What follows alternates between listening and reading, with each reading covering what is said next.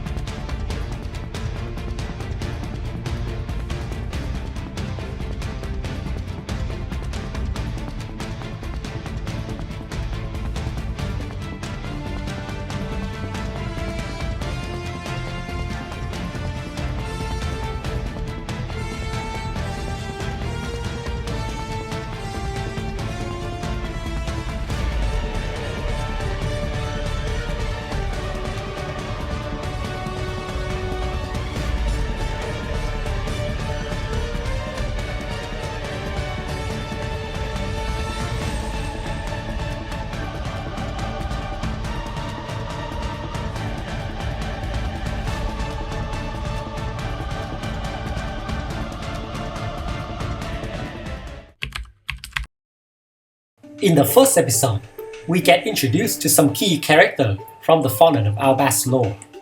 Ecclesia is the newly appointed saint of the Dogmatican people.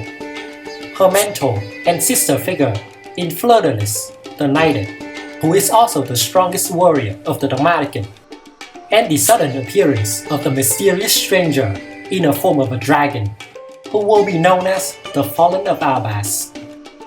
And then we challenge ourselves on the masterduel ladder by building a deck using these cards. Now let's continue the challenge and see how our deck progresses with the story.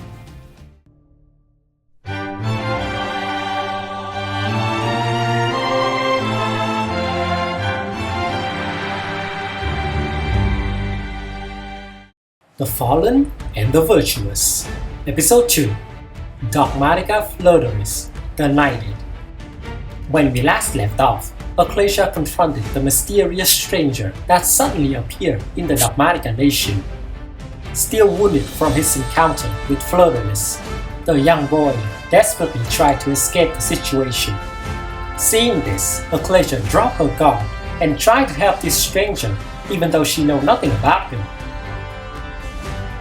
Meanwhile, in the sky above the city, Fleur-de-Lis is regrouping after she dispatched the Ash Dragon.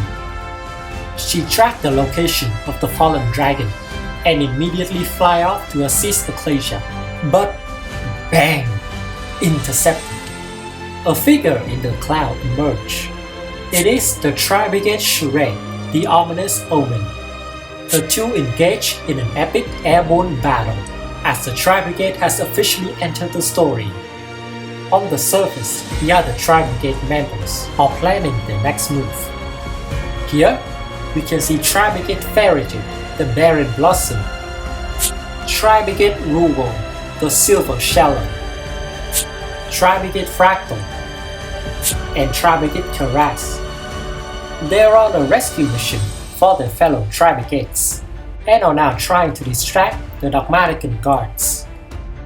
The guards were rushing toward where Ecclesia was, and we are met with Dogmatika Ascian once again. The Tri-Brigade has also decided to join the party, and we have ourselves a standoff. Ecclesia ensured that the stranger is not a threat and command the Dogmatican guards to stand down, which surprised the Tri-Brigade as well. Ascian was not happy to hear this. With a flick of his finger, Ascian created a portal that suspiciously resembled the one that opened up in the sky above the Dogmatican city. It reacted with the stigmata on Ecclesia's forehead and incapacitated her. As a reckless move to try to protect Ecclesia, the boy jumps between her and Ashiya, using himself as a shield, and ends up getting hit with an energy beam from both sides. The energy transforms him, turning him into Tri-Brigade, the Glory Dragon. And that is where we end our second episode. Trouble arises in the Dogmatika city when the Tri-Brigade joined the fray. The battle is heating up on all fronts. Next time, Tri-Brigade Shurei, the ominous omen.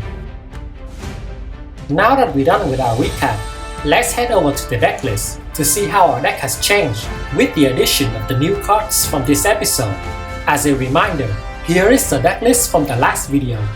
As you can see, since we only have the Dogmatika cards to work with, we have to rely heavily on Boardbreaker to help win us games.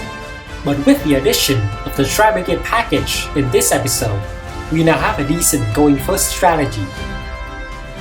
Here is the new decklist. We have almost all of the core of the Tri-Brigade package from this episode. Yes, I am including Nervo as well, because we did see a glimpse of him from the first episode.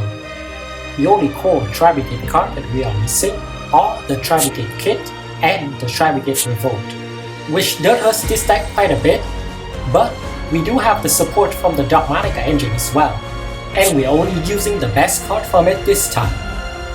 We do have some interesting Tri-Brigade cards from this episode.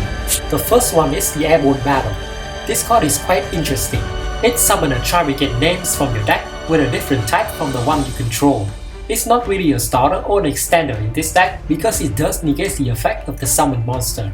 But it does serve as a pseudo disruption when paired with Shurei, because we don't have the Revolt to summon Shurei on the opponent's turn. The other Tri-Brigade card is the Standoff, which is actually a pretty decent starter for Tri-Brigade, since it can add any Tri-Brigade from your deck to your hand.